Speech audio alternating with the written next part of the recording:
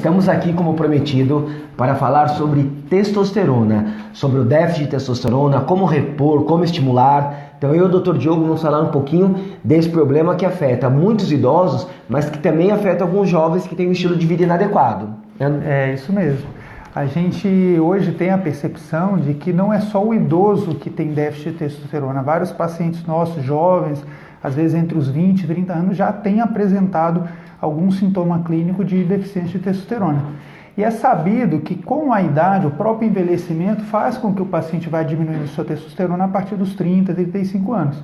Então, assim, a gente sempre procura investigar os sintomas para investigar uma possível deficiência e os exames vão ajudar a gente a ter aí uma noção se o paciente está realmente com déficit ou não. Recentemente, a Sociedade de Urologia ela lançou uma cartilha dando recomendações de como abordar um paciente com o declínio da testosterona devido ao envelhecimento e que tipo de terapias que a gente deveria utilizar. Esse enfoque dessa abordagem, ele prisa muito no diagnóstico feito pelos exames laboratoriais associado aos sintomas clínicos do paciente. No exame laboratorial, a gente sempre precisa levar em consideração que cada laboratório ele tem um valor de referência dito pelo seu próprio padrão, que vai variar para um valor mínimo de 250, 350 e o valor máximo ali entre 900, 1000, dependendo do laboratório que a gente vai utilizar. Como você pode perceber, a faixa de valor de normalidade é muito ampla, porque envolve todos os homens em todas as idades. Então é esperado que um paciente jovem, na sua juventude, em torno dos 20 anos, ele vai ter valores mais próximos do valor máximo de 900 a 1000. E que o idoso, que já tem uns 80 anos, paciente que já não tem mais tanta vitalidade, não tem mais atividade sexual, provavelmente ele vai ter a sua testosterona mais próximo do limite inferior da normalidade. Mas o que a gente vê hoje, né, Tiago, é que às vezes tem pacientes com 20, 30 anos que estão ali com testosteronas limites, em torno de 350, 400. Embora esse valor ainda esteja dentro do valor da normalidade, esse paciente ele pode estar apresentando alguns sintomas clínicos da deficiência de testosterona sem mesmo saber. E é muito importante também nós pensarmos que a testosterona, existe algumas medidas para se avaliar a testosterona. Nós temos a testosterona normal, que é essa que vai variar aproximadamente de 300 a 900. E nós temos uma enzima chamada SHBG. Essa enzima, que é a globulina ligadora de hormônios sexuais, ela prende a testosterona. Ela se liga à testosterona e não deixa a testosterona agir no nosso corpo. Tá? Então você vai ter uma fração da testosterona total que age, chamada testosterona livre. Você vai ter uma fração da testosterona total que não vai agir, que é uma fração da testosterona que está ligada a SHBG e ainda parte dela ligada à albumina que vai agir, mas não com tanta eficácia quanto a testosterona livre. Então não só a avaliação da testosterona total é importante, como a avaliação da testosterona livre é importante também. Tá? É muito importante que falta de sono, estresse, tudo isso pode fazer um homem jovem também ter uma queda de testosterona. E aí nós vamos ter caminhos, nós podemos tentar. Primeiro assim, a solução perfeita é consertar o estilo de vida. Então se eu ou o Dr. Diogo estivermos dormindo 4, 5 horas por noite, a gente tem que começar a dormir 7 horas por noite. Se nós estamos estressados, a gente tem que controlar nossas fontes de estresse. Só que corrigir o estilo de vida não é fácil. Vocês aí devem tentar também. Nós também tentamos. Não é sempre que nós conseguimos fazer com que nossa vida entre num ritmo adequado. Então, paralelamente à correção do estilo de vida, nós temos dois caminhos. Nós temos como estimular os níveis naturais de testosterona, e aí existem medicamentos para isso. O próprio aumento do consumo da gordura na dieta já vai aumentar seu nível de testosterona, e como tem também medicamentos que aumentam a testosterona, precursores de testosterona, e a própria reposição de testosterona se esses outros métodos não funcionarem, tá? Então existem vários caminhos aí para a gente conseguir corrigir a testosterona em um homem jovem. Já em um homem mais velho, é muito provável que ele não responda tão bem à melhora, a esse estímulo da produção de testosterona. No homem mais velho é mais comum, nós temos que repor a testosterona. Tá? E uma coisa que é muito importante, que a gente falou de uma apostila, para os médicos que querem saber um pouco mais, a apostila de quais nós estamos falando é essa. É a apostila com recomendações para o distúrbio androgênico do envelhecimento masculino. Essa apostila qualquer médico consegue achar na internet para ler um pouco mais, e uma das coisas que eu queria destacar é que é o próprio, dentro dessa apostila existe a afirmação que os estudos não demonstraram que a reposição de testosterona causa câncer de próstata. Isso é uma grande dúvida que nós sempre tivemos. Exatamente. Muito importante também vocês saberem, vão fazendo as perguntas aí, que a gente vai falar um pouquinho disso e depois vai responder as perguntas da testosterona. Exatamente. Então, assim, no paciente jovem que ele tem um testículo viável, provavelmente ainda tem condição de produzir testosterona naturalmente, às vezes a gente dá início com fitoterápicos, como o tribo terrestre. Você pode, às vezes, usar a estimulação com o clomifeno ou com até o próprio HCG, que vai estimular a produção endógena do paciente na produção de testosterona. Agora, quando o paciente está idoso, às vezes a gente vai precisar tomar mão realmente de testosterona ou até derivados da testosterona que tenham uma ação mais central. A testosterona ela pode ser administrada de várias formas. Você pode administrar na forma de comprimidos, você pode administrar na forma de gel, na forma de adesivos, na forma injetável. Tá? E cada caso vai ser uma condição, a gente vai ter que avaliar o paciente, qual é a necessidade dele, se é um paciente que precisa de uma reposição mais rápida ou se essa reposição pode ser mais lenta, se o paciente tem aversão à aplicação à agulha, aí a gente vai usar métodos que não sejam injetáveis. Então cada condição vai ser uma condição singular. E aqui no Espaço Volpe a gente usa todos esses tipos de terapia e a gente tem conseguido ter ótimos resultados com esses pacientes. Exato. E uma coisa importante, às vezes, por exemplo, em pessoas obesas vão ter um nível baixo de testosterona. Uma outra coisa importante a se saber sobre a testosterona é que a testosterona ela pode converter numa enzima, com uma enzima chamada aromatase, ela pode se converter no estrogênio, que é o hormônio feminino, e que os indivíduos obesos, eles têm uma quantidade muito grande dessa enzima aromatase.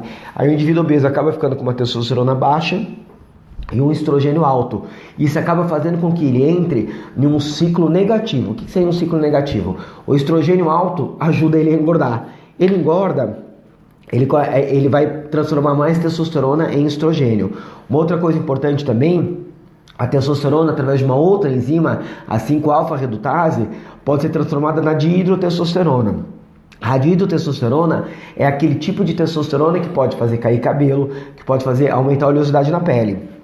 Então, sempre que nós estamos mexendo com a testosterona de algum paciente, é importante nós avaliarmos se esse paciente não vai ter o estrogênio subindo, não vai ter a dihidrotestosterona subindo. E existem inibidores dessas enzimas. Então, existem desde inibidores naturais que vão impedir que a testosterona se converta no estrogênio, como a crisina, até alguns inibidores já, como os inibidores da aromatase de classe 2, que um deles é o anastrozol, os de classe 3, que um deles é o hexamestano. A conversão da dihidrotestosterona também existe como inibir essa conversão através da Serenoa repens, é um fitoterápico natural, o sal palmito é um fitoterápico natural, e a gente já tem a finasterida, que é o medicamento mais usado para calvície, que age exatamente nessa enzima. Tá? Uma coisa que é importante, eu costumo falar para os pacientes, que níveis de testosterona baixo podem estar ligados a 5 coisas principais. Eles podem estar ligados a diminuição da libido, pode estar ligado a perda de força, a perda de massa muscular, a dificuldade na capacidade de concentração e também a questão da dificuldade em perder gordura. Então tudo isso está ligado ao seu nível de testosterona, por isso é muito importante monitorá-lo, por isso é muito importante saber se ele está em um nível adequado, tá? A andropausa, que é essa queda de testosterona, ela é comum acontecer em homens a partir dos 40 anos, mas homens mais novos, quando estão com estilo de vida inadequado, muito estressados, não estão dormindo bem, também podem ter isso. Eu separei a foto de um congresso para vocês, não sei se vai dar para ver adequadamente, eu vou virar um pouquinho aqui, ver se afasta um pouquinho, mas esse aqui é uma foto de um congresso recente que eu fui analisando. Lembre que o nível de testosterona ele vai estar normal aproximadamente entre 250 a 900, mas um pouquinho abaixo de 500 você já começa a ter perda de libido, perda de vigor, testosterona um pouquinho abaixo de 400, a incidência de obesidade já vai aumentando. Com uma testosterona em 300, humor depressivo, alterações no sono, perda de concentração, facilidade maior para ter diabetes mellitus. E aí no nível muito baixo mesmo, você vai ter a disfunção erétil, que é quando realmente você não consegue uma boa qualidade na sua ereção, e você pode ter até diferenças na temperatura corporal. Então por isso é muito importante você saber. E uma outra coisa importante, não só é importante você avaliar, porque o nível de testosterona total, tem pacientes com uma testosterona total de 400, mas que tem um SHBG, que é essa enzima que liga a testosterona, muito baixa. Então o nível de testosterona livre dele está alto.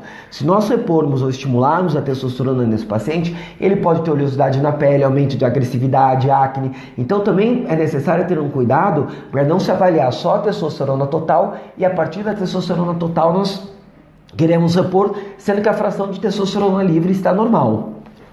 Exatamente. E nesse livro também ele aborda sobre a questão do câncer, né, que antigamente tinha um grande medo de a testosterona causar câncer, e aqui mostra que a terapia de reposição hormonal com testosterona não causa o câncer. Em alguns casos ele até relata pacientes já com câncer, e alguns pacientes até melhoram a questão do câncer quando é feita a reposição. E ele deixa a ressalva aí casos que são câncer avançados, que aí deveria se discutir em caso a caso. Então assim, se você acha que você tem esses sintomas de déficit de testosterona, você acha que você precisa procurar algum médico para ver isso, agora é esse momento para você tirar suas dúvidas. A gente queria ouvir vocês, saber quais as dúvidas de vocês para a gente poder esclarecer cada vez mais. E eu vou só tocar em um ponto importante também. Nós recebemos muitos pacientes também que muitas vezes, ou por conta própria, ou acompanhado aí por por personagens, ou por pessoas que lidam com hormônios, não estou criticando, mas muitas vezes essa pessoa faz o uso da testosterona de maneira inadequada, e ela chega aqui no nosso consultório com um nível de testosterona muito baixo, e sem saber como aumentar. Então é aquele cara que chega aqui no consultório, que ele fez um ciclo há 6 meses, geralmente não são com drogas legais, então ainda não se sabe, é uma droga que veio do mercado negro, não sabe exatamente o que ele tomou, porque se toma não só testosterona, como derivados de testosterona, e ele vai com nível muito baixo de testosterona, chega com nível muito baixo de testosterona, com a libido baixa, sem ânimo para treinar, sem concentração no trabalho, a produtividade dele está caindo, tudo que ele ganhou no ciclo que ele fez, ele acaba perdendo depois, porque a testosterona diminui. Isso é porque toda vez que você usa a testosterona de maneira exagerada, que você usa a testosterona sem um controle, você vai ter um feedback negativo. Empresta um pouquinho aquele meu quadrinho que eu mostro a produção da testosterona. Esse feedback negativo funciona da seguinte maneira: como que a testosterona é produzida no nosso corpo? Isso aqui é algo que eu mostro para todos os meus pacientes. Então, e o Dr. Diogo também. Nós temos estruturas no cérebro, o hipotálamo e a hipófise, que vão produzir duas substâncias, o FSH e o LH. O FSH e o LH, eles estimulam a testosterona, ou o testículo, a produzir a testosterona. O LH vai estimular a testosterona e o FSH vai estimular a produção de espermatozoides. Quando você usa a testosterona de maneira inadequada, em exagero, sem fazer as proteções necessárias, você vai travar o funcionamento desse eixo. E isso pode levar muito tempo para melhorar. Isso pode levar em uma pessoa jovem, mais de 6 meses para que o eixo volte a funcionar adequadamente. No indivíduo idoso, você pode não conseguir fazer esse... idoso não diria, mas no indivíduo acima de 40 anos, você pode não conseguir fazer esse eixo voltar a funcionar de maneira adequada se você não estimulá-lo adequadamente depois de um uso abusivo de testosterona, por exemplo. Então, por isso é muito importante. Né? Exato. E agora nós vamos para as perguntas aqui, Thiago. Teve uma que perguntou assim: nas mulheres, a reposição de testosterona em paciente jovem com níveis dentro da normalidade e referência é indicado?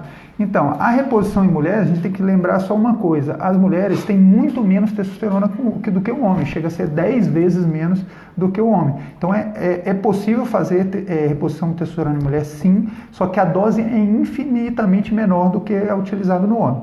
E se o valor está dentro da normalidade, aí a gente tem que avaliar os sintomas, entendeu? Tem sintoma de pouca massa muscular, está com dificuldade de ganhar massa muscular, tem alteração da libido, tem fraqueza, cansaço, perda de concentração, memória, aí a gente tudo tem que avaliar. O valor dentro da normalidade, como a gente falou, você pode estar 400 ali, valor da normalidade, mas está com perda de libido, entendeu? Então tudo tem que ser avaliado com contexto. No caso da mulher, vamos falar da testosterona livre, que é a mais importante. Ela vai variar, lógico, varia de laboratório para laboratório os índices de referência, mas a maior parte deles coloca um nível de variação entre 2,4 até 37, tá? E aí, por que na mulher é muito mais importante ainda ver a questão da testosterona livre?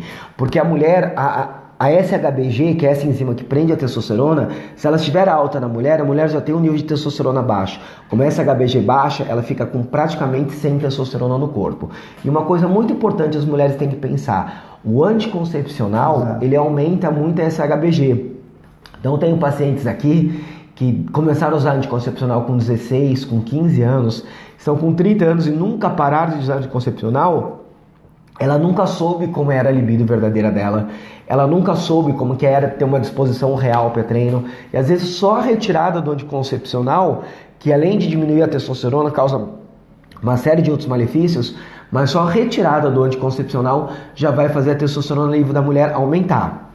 Então a gente tem aquela testosterona ali, de mais ou menos de 3 a 40, né? O valor exato é 2,4 a 37, de 3 a 40. Se a mulher estiver no terço inferior da testosterona e com esses sintomas, sim, pode ser indicada uma reposição. No caso da mulher é mais difícil estimular a produção de testosterona do que no caso do homem. No caso do homem é mais fácil estimular. Aí, então, você precisa aumentar esse nível de testosterona na mulher e ir checando os sintomas. Está tendo uma libido adequada? A concentração está boa? Está ganhando massa muscular de maneira adequada? Está perdendo gordura de maneira adequada? Como está sendo a produtividade dessa mulher? Então a testosterona na mulher é sim muito importante, tão importante quanto no homem. No caso da mulher os níveis são muito mais baixos, tá? E no caso da mulher, se no caso do homem os efeitos colaterais como queda de cabelo e oleosidade na pele só vão acontecer com um nível de reposição muito alto, ou seja, provavelmente com o uso abusivo da testosterona, no caso da mulher, se você errar um pouquinho a medida, ela já pode ter queda de cabelo, já pode ter acne, já pode ter uma série de efeitos negativos. O engrossamento de voz, o aumento de clitóris.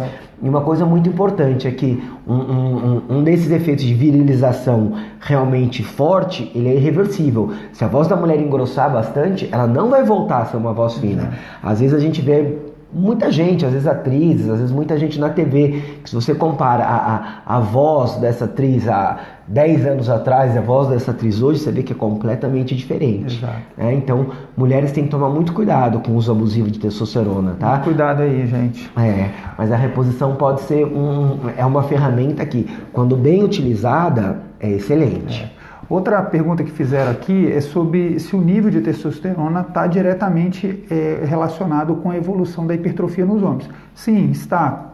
A testosterona é um hormônio altamente hipertrófico, vai fazer ganhar massa muscular. Só que você tem que lembrar uma coisa, nem sempre mais é melhor. Se você tomar muita testosterona de forma exagerada, você pode ter às vezes 5.000 de testosterona total, só que você diminuiu a sensibilidade dos receptores dessa testosterona. Então não quer dizer que você dobrando, triplicando a dose, que você vai às vezes ter um resultado melhor. É por isso que todo fisiculturista, quando faz algum ciclo de anabolizante, o primeiro ciclo é o melhor, porque ele está com vários receptores, ele está sensível. Agora, depois que vai gerando resistência, às vezes ele tem que ficar associando drogas ou mudando o tipo de medicamento, porque gera uma resistência e ele não consegue ter mais o mesmo resultado. E outra coisa que você tem que pensar é que o excesso de testosterona vai se converter em estrogênio, pode gerar o que a gente chama de ginecomastia, que é quando começa a crescer, desenvolver o tecido mamário no homem. Então tem que tomar muito cuidado com essa questão da hipertrofia. É importante a testosterona, mas nunca de forma abusiva. Outra coisa que perguntaram, eu acho que a gente já respondeu, é como é feita a reposição de testosterona. Então são várias essas formas de administração que a gente falou. E outra, eu acho que ela não fez uma pergunta, ela fez uma afirmação. Eu tenho 33 anos e a minha testosterona está de 940. Acho que esse deve ser um homem, né? Deve ser um homem, provavelmente. Os valores estão muito bons. Tem que avaliar agora a testosterona livre, como o Thiago falou, para ver se ela está normal. Porque não adianta você ter valores altos de testosterona se a testosterona livre não está legal. Ela não vai funcionar tão bem. Agora, provavelmente você não vai precisar de uma reposição, entendeu? Porque provavelmente seu valor está adequado. Exato. Uma coisa, como curiosidade, vale a pena falar, eu tive um paciente já com 70 anos, sem nunca ter feito nenhum tipo de reposição de testosterona e sem nunca ter estimulado. e a testosterona dele era de 1.100 nanogramas por decilitro. É um paciente de 70 anos. Essa foi a testosterona mais alta que eu vi natural em uma pessoa de 70 anos. A testosterona livre dele também estava boa e até na consulta ele falava realmente a libido dele era excelente, que ele tinha uma série de... ganhava massa muscular fácil, perdia gordura fácil. Então é aquela questão da individualidade. Vai ter pessoas com 70 anos que não vão precisar de reposição, que a pessoa vai falecer por algum motivo aos 90 com uma testosterona alta, tá? Para falar um pouquinho também de dessas questões de valores, existe um grupo no Brasil, chama-se Grupo Longevidade Saudável, que ele preconizava que os homens deveriam ter um nível em 700 a 900 de testosterona. Eu também já estive em um congresso nos Estados Unidos de uma clínica chamada Cenegenics, é a maior clínica anti-envelhecimento do mundo. Lá eles preconizavam um nível até maior, um nível de 800 a 1.200 de testosterona. Mesmo nível preconizado por um médico muito famoso, chama-se Jeffrey Life, ele tem a própria clínica nos Estados Unidos, no Google dá para achar o nome dele como Jeffrey Life, e o Jeffrey Life ele também preconizava um nível de 800 a 1.200. Muito bom. Então, aqui a gente tem mais perguntas. Uma que fizeram aqui é: quais as formas de você aumentar a sua testosterona livre? Então, a forma de você aumentar a testosterona livre é diminuindo o SHBG. Uma das formas que você tem de diminuir a SHBG, por exemplo, alguns derivados da testosterona, que são os 17 alfa-alquilados, como estanazolol, oxandrolona, eles agem também diminuindo a SHBG e também aumentando a sua testosterona livre. E também os hábitos de vida, né? Como o Thiago falou, se você está muito gordinho, você está produzindo muito estradiol, o estradiol também vai aumentar a sua SHBG, vai diminuir a sua testosterona livre. Então, as mudanças do estilo de vida também vão influenciar nisso aí também.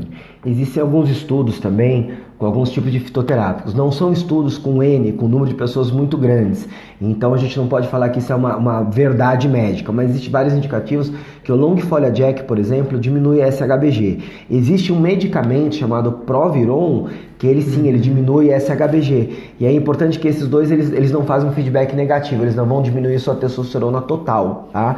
Existe uma classe nova de medicamentos também, chamado SARMs, que são moduladores dos receptores androgênicos, que alguns estudos também com N pequeno de pessoas, ou seja, não são estudos muito grandes, mas que indicam que esses também, que são também produtos naturais, que não inibem sua própria produção de testosterona, podem diminuir a SHBG, tá? Então existem várias maneiras aí de você conseguir diminuir a SHBG. Isso estamos falando no caso de homens. No caso de mulher é muito simples. Quer diminuir a SHBG? Tira anticoncepcional. Exato. Porque com anticoncepcional nada disso que eu falei funciona, tá? Exato. Se você tiver uma SHBG alta, a única maneira de você diminuir a sua SHBG é com o uso dos androgênicos, desses derivados de testosterona, estanozolol, oxandrolona, só que daí você está colocando um outro hormônio, você pode desregular sua produção. Então, se usar anticoncepcional, tem que tirar o anticoncepcional. Para homens, a gente tem sim essas maneiras naturais, Longfolha Jack, SARMs e um que é o Proviron, um medicamento para diminuir o SHBG. Aqui outra pergunta falou: eu queria saber de um jovem com nível de 897 de testosterona total e SHBG baixa, mesmo com o uso de tribos terrestres e estimuladores, e quem quer aumentar o desempenho e ganho, é válido iniciar uma reposição? Então, se você está com nível de testosterona bom, se o SHBG está baixo, provavelmente sua testosterona livre está boa também. Eu não vejo muita necessidade de você querer iniciar uma reposição, ainda mais porque você não descreveu seus sintomas, se você tem sintomas ou não. Agora, se fosse usar alguma reposição, que teria que ser uma dose um pouco mais baixa, para você também não extrapolar os valores. Um valor aí até 1.200, como o Thiago falou, seria aceitável. Agora, se você usar doses muito altas, às vezes você vai extrapolar muito esse valor, né? Exato, é muito importante prestar atenção que nós estamos falando aqui de reposição de testosterona e do tratamento de um déficit de testosterona.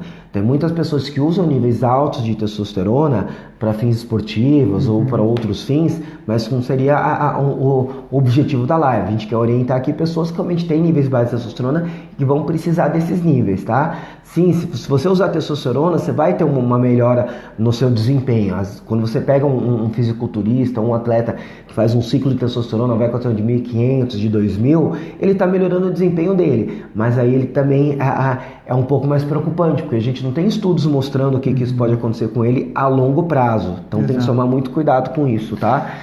Uma coisa importante também, testosterona não é a única coisa que melhora desempenho. Exato. Então, legal, você quer melhorar seu desempenho esportivo, você está suplementando bem? Se no caso você quer aumentar a massa muscular, você está usando a creatina, que é um dos suplementos mais estudados para aumento de massa muscular, você está usando a beta-alanina, que aumenta os depósitos de carnosina intracelulares e fazem com que você acabe rendendo mais, conseguindo cansar menos no exercício. Você usa bons vasodilatadores, como argininas de rápida absorção, como a arginina AQG, por exemplo, que vai fazer chegar mais sangue na sua musculatura.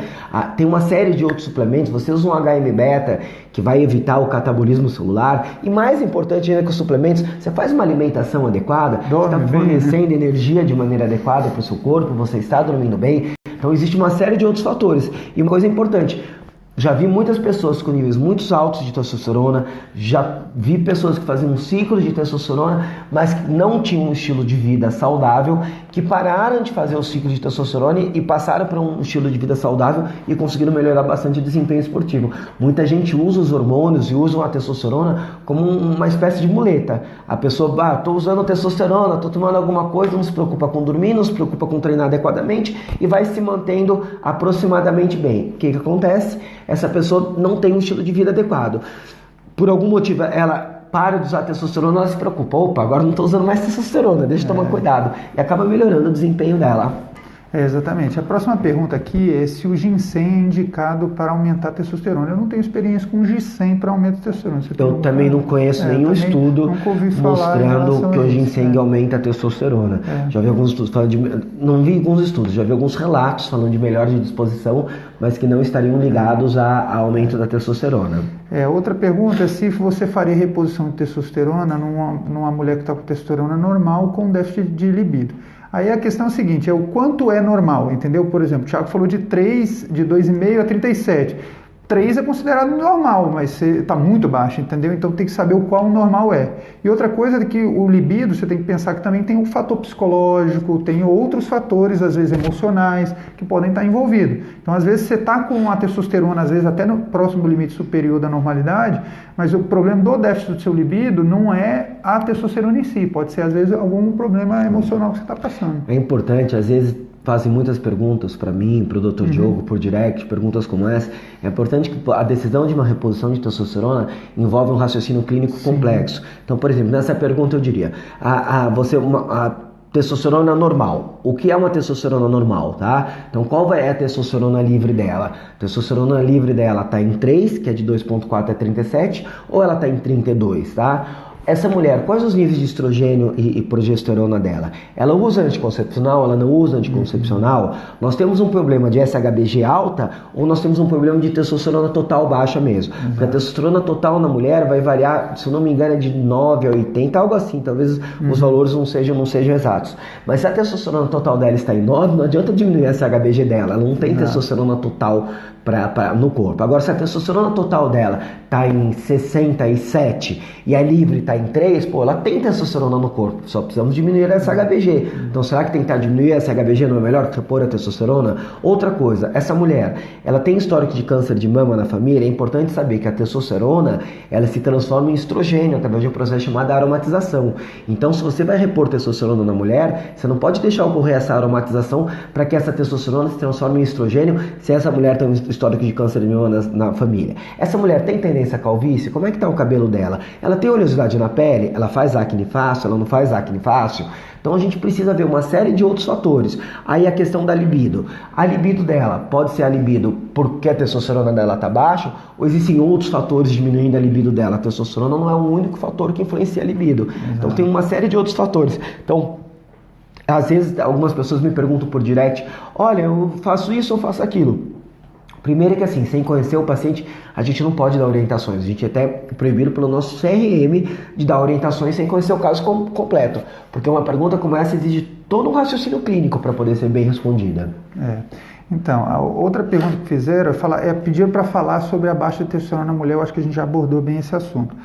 Só para citar, assim, falamos várias vezes, mas testosterona baixa na mulher quase sempre é anticoncepcional. Tirando o anticoncepcional. Tira o anticoncepcional, tá? O método contraceptivo, o DIU de cobre, é um dos melhores métodos contraceptivos que tem, tá certo? E mesmo se você for usar o Novaring ou o DIU Mirena, é melhor ainda do que o anticoncepcional oral. E se você vai usar um anticoncepcional oral, conversa com o seu ginecologista para tentar ir para as opções que tem menos hormônios, tá certo?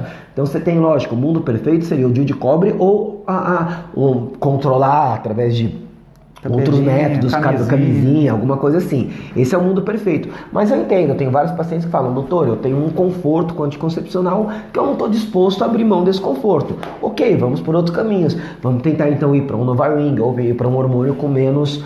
Com uma quantidade menor de hormônios. E uma coisa importante é isso, o anticoncepcional eu sempre trabalho junto com o ginecologista. Eu não mudo o anticoncepcional de uma mulher ou indico para ela outra. Eu gosto sempre de trabalhar com o ginecologista, que é quem conhece bem o quadro dela, tá certo? Outra pediu para falar dos motivos de testosterona total alta, mas a livre baixa, que o Thiago falou, a SHBG se estiver alta, vai se ligar essa testosterona e vai ter menor da fração livre, né? Outra pergunta que fizeram é qual especialidade médica é mais indicada para analisar níveis de testosterona. Na verdade, qualquer médico pode solicitar o nível de testosterona de qualquer paciente.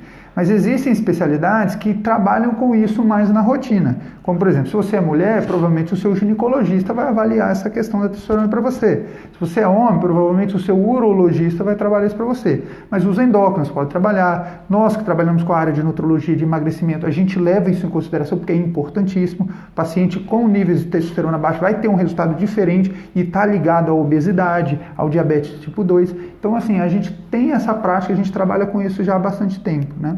Uma coisa para ilustrar um pouquinho, toda vez existem alguns exames que todos os médicos precisam analisar. Testosterona é um deles. Você não pode ir em um médico que está analisando você como uma pessoa inteira e não analisar seus níveis hormonais. Então, se eu recebo um paciente, vou dar o caso de um homem que está com a testosterona baixa, eu vou investigar o estilo de vida dele, se pode ter alguma causa tentando diminuir, eu vou tentar investigar se ele responde a estímulos de testosterona, eu vou pedir um ultrassom de testículo para ele. Aí vamos dizer que nesse ultrassom de testículo eu descubro, por exemplo, que ele tem uma varicocele. É a hora que eu preciso encaminhar ele para o urologista, porque é o urologista que vai conseguir saber tratar bem dessa varicocele. Então isso é uma coisa importante.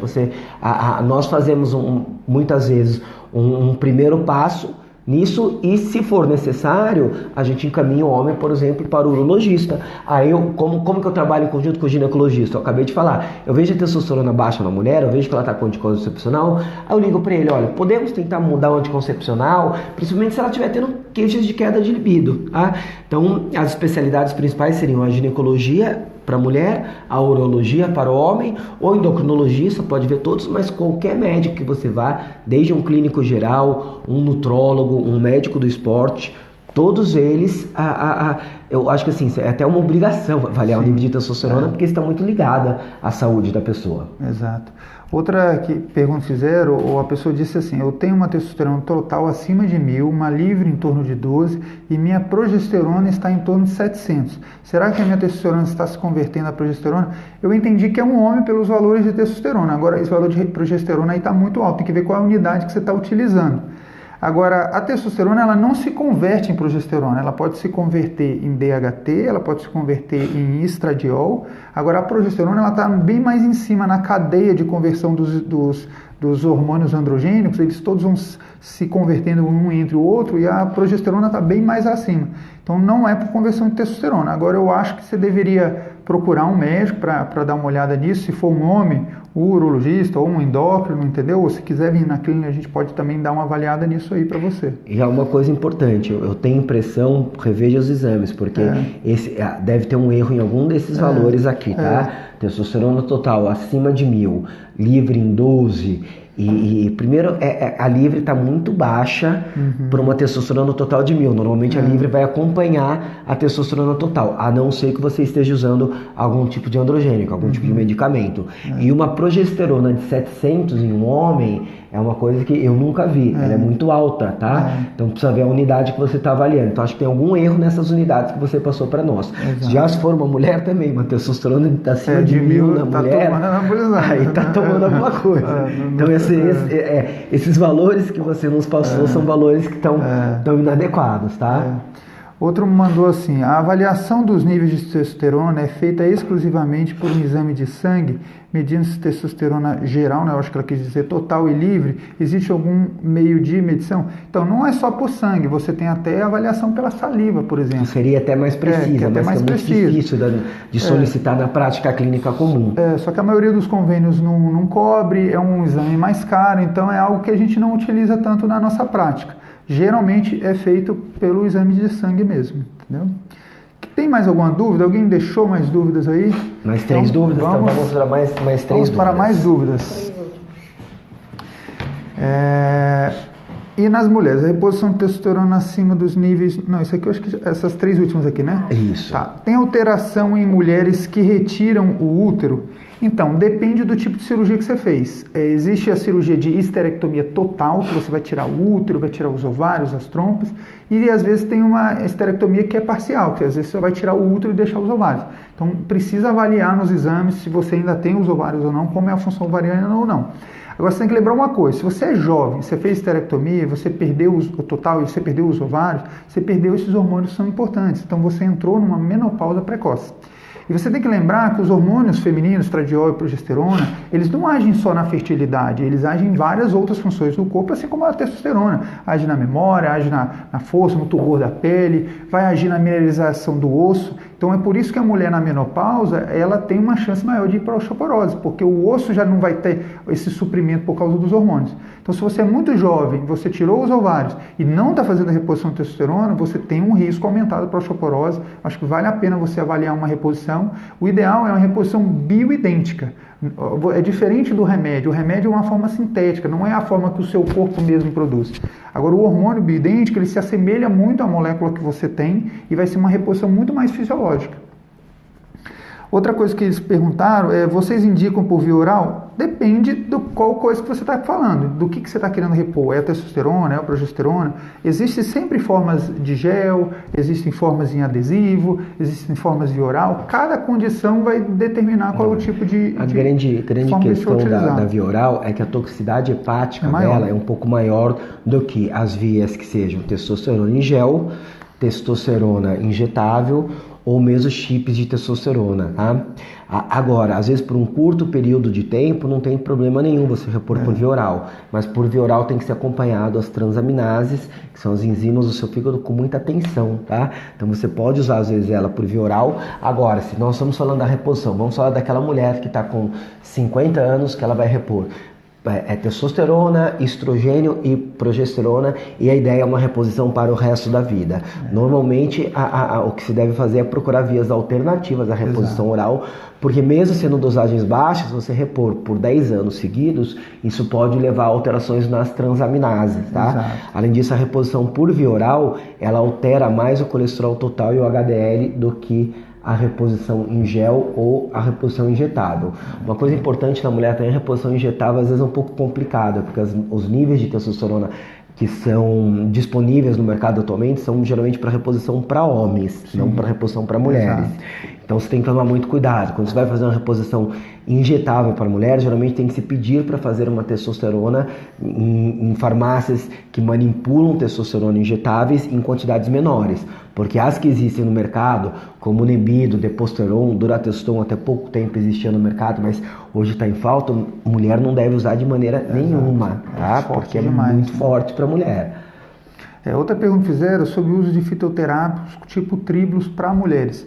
Então, o tribulus terrestre para a mulher, ele não vai ter um aumento de testosterona significativo, mas tem um grande valia na melhoria dos sintomas. Vai melhorar, às vezes, sintomas de perda de libido, vai melhorar a excitação sexual, às vezes melhorar fogacho, entendeu? Então, tem a sua aplicabilidade, mas assim, não é o santo graal, né? Não é ele que vai fazer uma grande diferença aí na testosterona. Tem diversos tipos de fitoterápicos que nós podemos usar, tá?